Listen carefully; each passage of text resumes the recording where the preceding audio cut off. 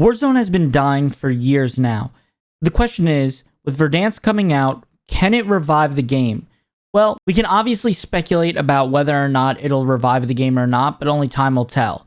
Instead, I'd like to take today's video to sit down and actually talk about what killed Warzone, because there is a very clear timeline on what was working and what wasn't. So we're going to break down the existence of Warzone and its decline over the last few years. If you enjoyed this video, please hit that subscribe button, like the video, and make sure you guys follow me over on Twitch, because I'm planning on doing a bunch of streams as the revival of Verdansk comes, and I'd love to have you guys support me over there while also being a part of videos that we record live right on the channel. A link will be down in the comment section, but let's talk about the release of Warzone March 10th, 2020. Warzone did a cold launch and absolutely stunned the public. There were leaks here and there of Warzone. There was some people being able to get into the training grounds for Warzone, like myself, but there was nothing 100% until March 10th. On March 9th, they showed a trailer for the new game, and this was spectacular. Everybody and their mother wanted to play the game. We were about to enter a lockdown for a pandemic that was absolutely insane. Something we haven't seen in over 100 years. I'm not giving a full history of Warzone, so I'm going to break down the positives and negatives of each iteration of Warzone. So starting off with MW19's rendition of Verdansk, we're going to say the cons were hackers were running rampant. Oh, walling. Aimbotting too? No f***ing way.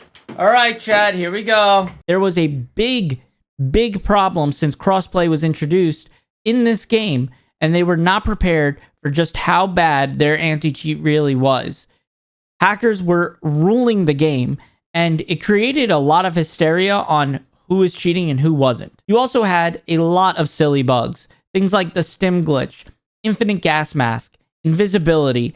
There's a long list of glitches that came about in this iteration of Warzone, and a lot of them took a lot of time. To be honest, a lot of people were willing to look past these glitches, and even the hackers, because of how fun the game was and how good of a time it was to play with friends. Also, through the midlife of this game, they were willing to take a lot of risks when it came to LTMs. Things like Armored Royale, buybacks, shotguns, and snipers only, which only appeared once, and it was a very, very quick LTM. And Hardcore BR, which also only appeared once.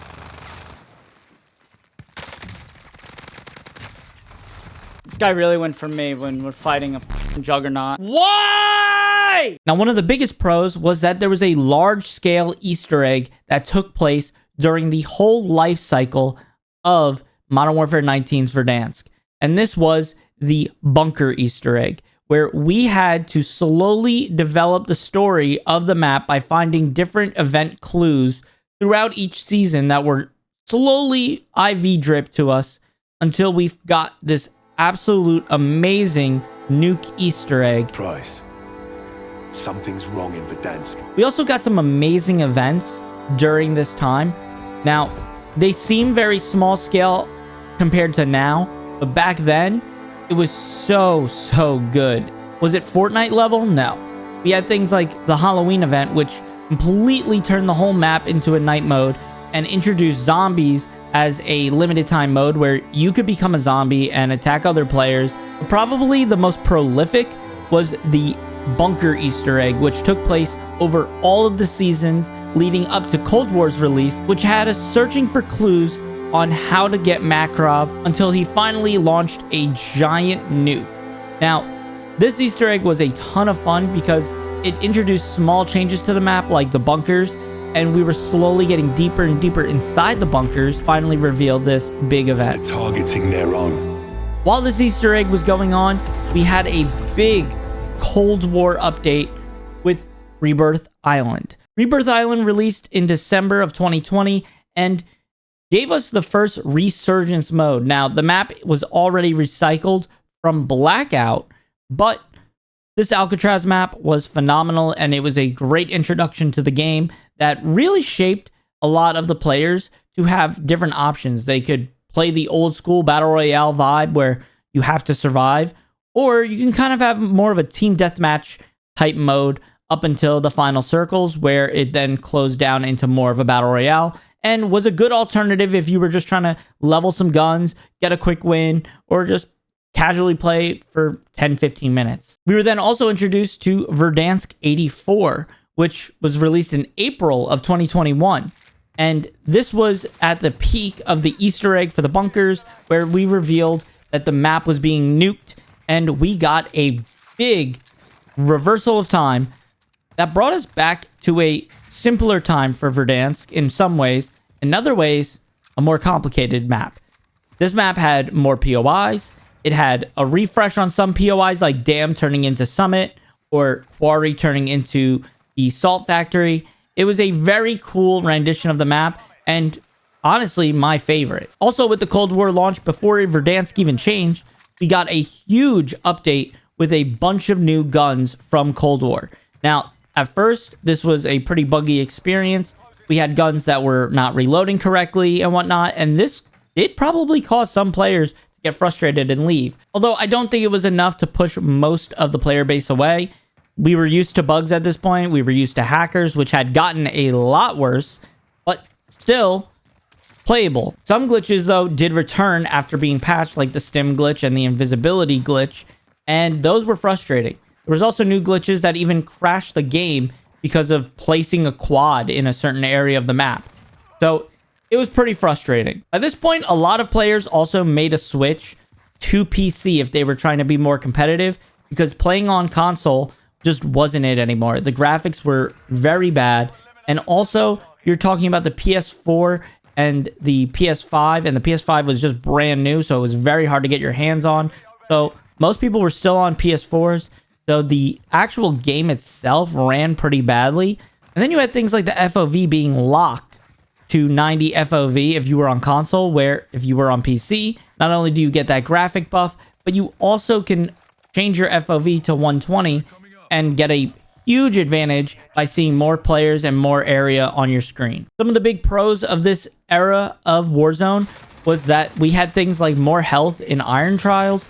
We had more LTMs, and they brought back even more fan favorites like buybacks, Jug Royale, Armored Royale, and another iteration of the Halloween event, which was very similar to the first one, except instead of zombies, we had ghosts. Also, during this time, they started teasing the ideas of a ranked system, which nothing was concrete, but Iron Trials seemed like the base for that, and they continuously told us it's what we're trying to go towards. They also were doing ban waves pretty constantly at this point, but the common joke was every 36,000 accounts that they banned, another 36,000 accounts were created. I mean, 60,000 accounts banned, another 60,000 accounts made.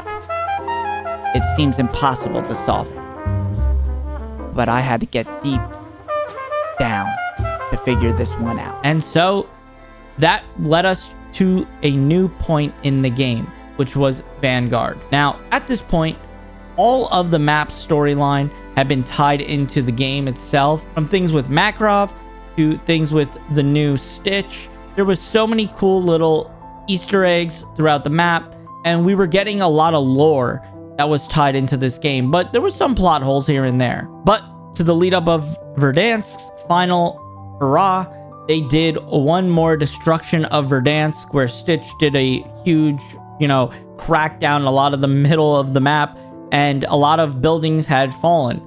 And this led to Vanguard. And Vanguard's era tried to tie Verdansk's history to this World War II era map known as Caldera.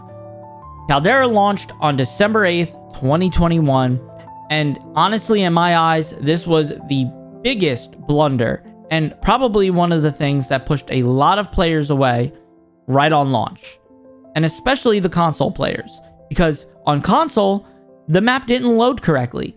There was a lot of bugs, there was a lot of issues graphically, players couldn't see their guns, players were falling through the map, players couldn't do certain things, it was laggy, there was desync, and so it was very, very frustrating. And I would guess most players at this point that were, on the fence about whether they were enjoying Warzone or not, and maybe were getting pushed by a lot of hackers, and the bugs, and the glitches, were probably on their last leg, and said, you know what, I can't even play this map. I'm pretty much done. But those that were on console and still wanted to play Warzone, they decided to switch over to Rebirth Island permanently. And this caused a huge resurgence in the resurgence scene.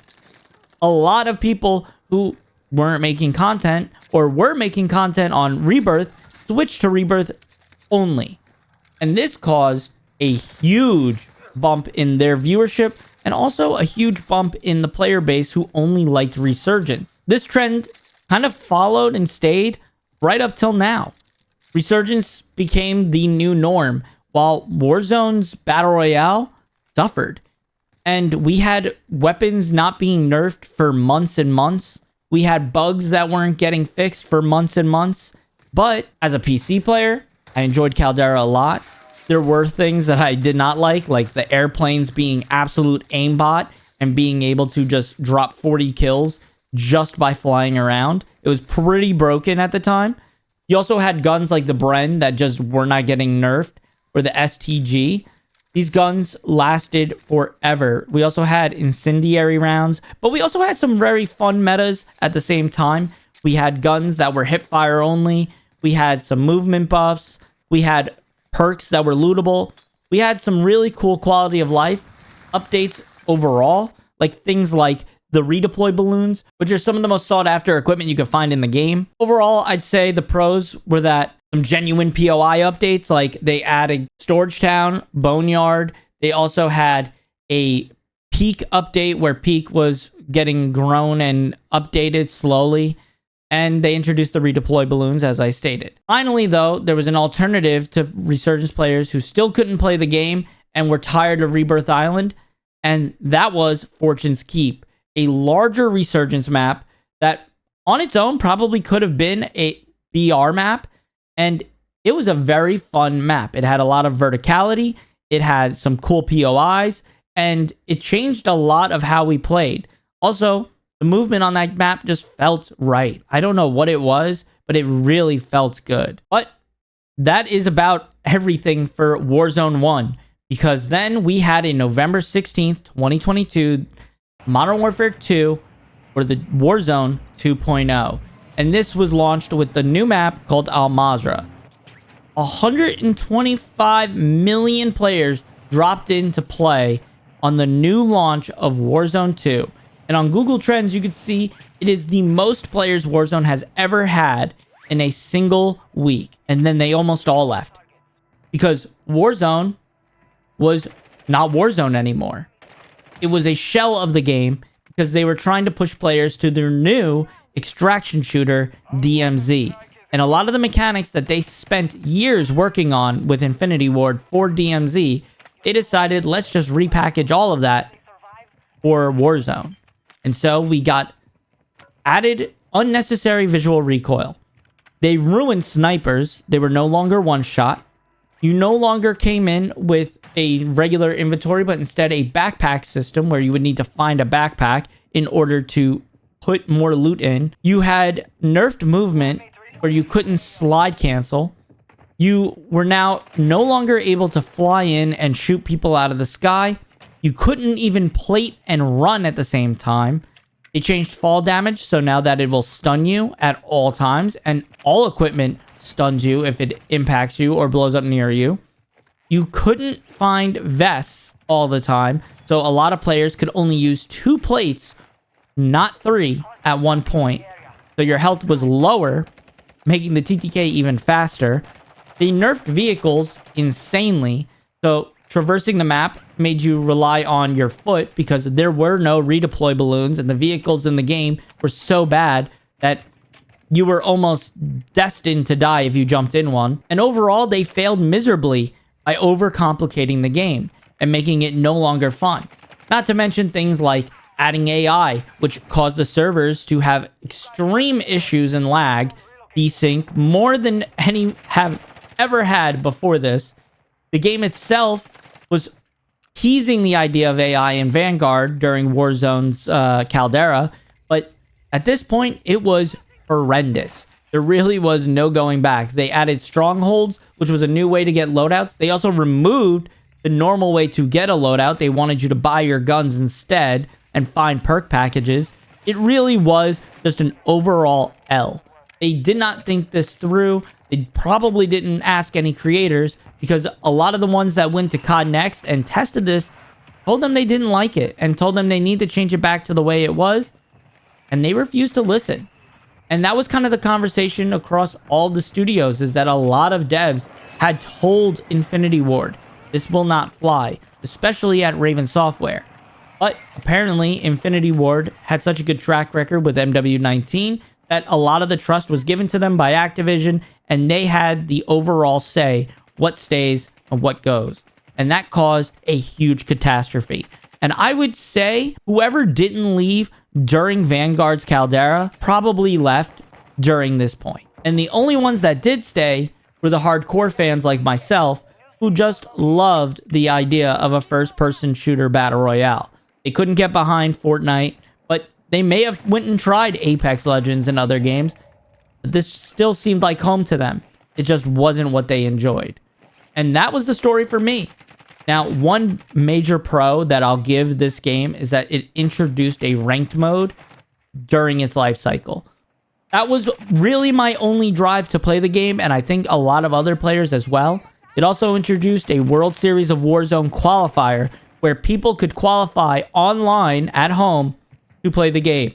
It's sad it took 3 years for that to be introduced, to give players who don't stream or anything else a chance to qualify for this. But at least it was introduced and people were able to try. They also really battened down the hatches when it came to skill-based matchmaking, and the game felt like you were playing ranked anyways, so it was probably very easy for them to integrate a ranked mode. During this time, we also got Ashika Island, which was released in February of 2023, and Vondel, which was introduced in June of 2023. Ashika kind of released to lackluster views, and also you have to remember Rebirth Island and Fortune's Keep were both removed, so a lot of players couldn't play their favorite maps. And if you didn't like Ashika Island or Vondel, well, tough luck. Now, during Modern Warfare 2 and Warzone 2, the game spent most of its life cycle undoing the changes that have been in the game for its release, because it was not in line with the original Warzone.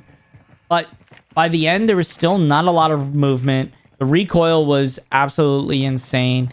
And there was really no good one-shot sniper up until Modern Warfare 3. The only other pro I'll give Modern Warfare 2 is that I think it had the best holiday update for Halloween. The Halloween update was really, really elaborate for the Al Mazrah map.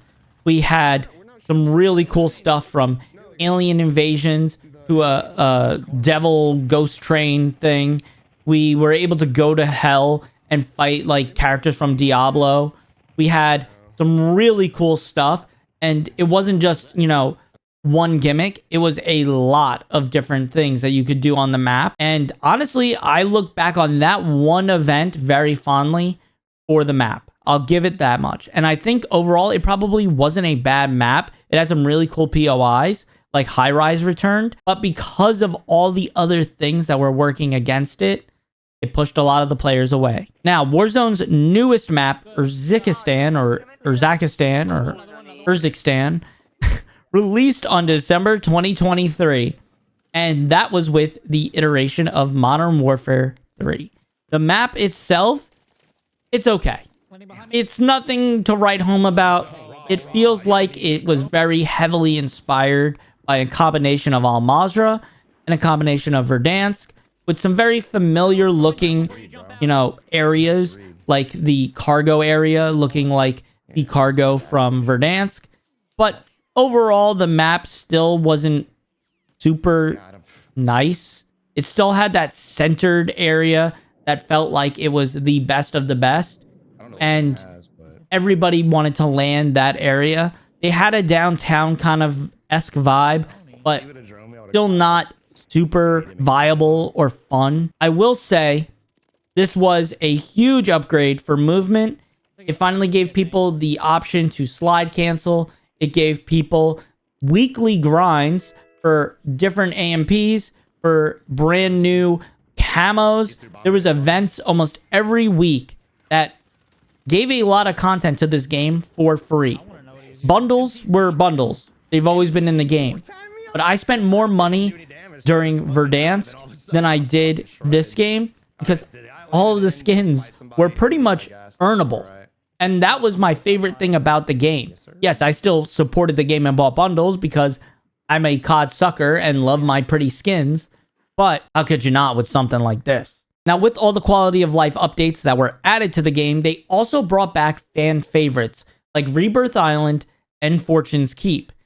These were huge additions to the game, and they also reintroduced ranked, but they gave it on not only the big map, they also gave it on the Rebirth Island and Fortune's Keep ranked. So we had different life cycles that we could play ranked and it not get stale. Now, I personally didn't care for ranked at this point because I liked my rewards from Modern Warfare 2. I think the rewards for ranked were much better in Modern Warfare 2 than they were Modern Warfare 3, but that's just me personally. Overall, I'd say Modern Warfare 3's life cycle was a W because it was tasked with the very hard challenge of fixing all of the things Modern Warfare 2 and Warzone 2 had introduced, like fixing the movement, fixing the actual inventory, trying to figure out what is a good balance to get all the players used to these new things without hurting us, like introducing one-shot snipers again. Now, some will say that the updates went a little too crazy and benefited sweaty players more than the casual player. So I'll let you guys decide down in the comment section, what do you think of Modern Warfare 3? But I think overall, this didn't bring back players. If anything, it just kept the ones that tried to hold on through Modern Warfare 2, just clenching their teeth in their fist, hoping the game will just fix itself. So I'll give it a W in my book, but I want to know what you guys think in the comment section. We are at Black Ops 6. November, they introduced in 2024 Area 99, which in my eyes is the worst resurgence map I've ever played, next to Ashika Island. You may think Ashika Island is better or worse, that's up to you, but I truly think Area 99 has really no identity. It feels like it was quickly thrown together because someone said, hey, we can't just launch this game and not change anything. We have to give them something. Yes, they introduced Omni movement, but they also reverted a lot of the changes on the big map. Oh, did I not mention they didn't change the big map? This is the first iteration of a Call of Duty where the map did not change at all. We were stuck with the same map on launch for months. Now, there's a rumor that Verdansk is coming back, and it's pretty much confirmed at this point, but it's a little late in the life cycle for it to come back. And apparently there was another map that was supposed to drop on launch called Avalon. Avalon has a lot of cool maps integrated into that Battle Royale, and you could even see it in multiplayer right now. If you go into the spectating mode and back out a certain amount, you can see all of the different POIs. And some people have even went out and made their own versions of the map to show all the POIs and what could have been. Now, it's possible we get Avalon in the future, but I honestly am going to start to doubt that because during Cold War, there was also supposed to be another map that got canned because they didn't think they can integrate it into the MW19 engine. See, originally, we were supposed to get Warzone and Blackout side by side every year, competing for the Battle Royale. But executives felt that it would be too confusing, and so it's better off to just have one Battle Royale that launches and just constantly updates. In my eyes, looking back, maybe it would have been good to have two different Battle Royales going back and forth. But that's neither here nor there. Let's get into the rest of Black Ops 6, which has only really felt like it was made to sell us bundles. We've got thousands of dollars of bundles that have released during its life cycle. But since launch, nothing's really been good on the game. A lot of the changes that happened to Uzbekistan have not really come back. Things like the bunkers being opened up. Things like certain POIs changing. Or even Superstore being added. All of those changes were reverted. and also a lot of bugs that were fixed and quality of life updates during Modern Warfare 3 were reintroduced with this release. Yes, we got Omni movement, but does that matter if your guns are falling through the ground? Does it matter that weapons are now unusable because of visual recoil coming back and added sway to weapons that recently were nerfed and brought back to a good point? This game hasn't been fun. Yes, they reintroduced the ranked mode, but who cares? The game hasn't changed. Rewards aren't good. The only thing this game has done is given us a Squid Games event, which was paid, a Terminator event, which was paid, and a Teenage Mutant Ninja Turtles event, which is paid. There is no free events in this game. Everything is all about how can we get your wallet. Black Cell, $30. You can no longer use the currency you make in-game during your run through the Battle Pass to buy the next Battle Pass. They've changed that. You have to buy the Battle Pass straight out. So if you were someone that bought one Battle Pass and made that one last the whole time you were playing because you kept earning all the COD points and then trading it in for the next Battle Pass at the end of the season, you can no longer do that. They have turned a $70 game into a $140 game. And sadly, this trend doesn't look like it's going to stop because they're still making money. Yes, they might be bleeding players, but the players that are staying are paying more to make up for the loss. One of the worst bugs for me is the fact that, one, Mountaineer launched with the brand new Season 2. It was not at all usable until Reloaded Season 2, which was a month out, and they didn't even release it on the update. They waited another day after. So that goes to show their priorities are not for the player. They also have loadouts resetting every time I load up the game. And maybe it's just me, but this bug has annoyed the hell out of me. Anytime I change my guns and I jump into the game, a lot of times those guns get reset to the class it was before I made the changes, and I have to fix them in-game before the map starts. And if you're playing ranked, there is no backing out and fixing it. You got to do it fast. And one bug that has gotten people commenting a ton on my channel is I use an AMD GPU, and my graphics actually are bugged out so that players are brighter, objects are brighter, and although it helps me in a lot of situations because I get see players in dark areas, I also get really weird bugs where sometimes the player will flashbang me and I can't see at all. Sometimes it gives me an idea of where the player is because I'm getting flashbanged, but most times it just flashbangs me so I can't see anything. And finally, before this Verdansk drop, we have had a shadow ban system that's been out since Caldera, but it is at the worst it's ever been. Yes, they recently changed it so you can no longer spam report people, but the shadow ban system doesn't work. All it does is harm good players for playing their game. And it's even worse because if it does get a hacker, it's already been proven these hackers and cheaters have the ability to turn the shadow ban they got off. They can just revert it. One click. So the only players that are suffering from this are people that are a little better than normal, that are getting reported by a bunch of players in one game. Maybe they're on their PR and they're dropping 20 kills or 30 kills. And poof, they're gone. See you next week. Or maybe in 2 weeks. Unless you get the dreaded campaign shadow ban, which is a glitch in the Call of Duty game that can shadow ban you permanently with a full-on loop shadow ban. You get on shadow banned, as soon as you play one game, you are re-shadow banned. And this happens forever. I've talked to players that have been stuck in a shadow ban loop for years. Since Modern Warfare 2 launched. Now, Call of Duty has stated that they're going to be getting rid of the shadow ban system because they know it's flawed. But we'll see if that actually happens because at the end of the day, they see it as a rise in player count if a player goes and makes a new account. So, who knows? But they've been very quiet on social media for the most part. And when they do tweet out about some bundle or something else, everybody's quick to reply to fix the game. But I want to know when you left. When did you stop playing the game? Comment down below, like this video, and come follow me over on Twitch so we can get together and play some games sometime. And I'll see you guys in the next video.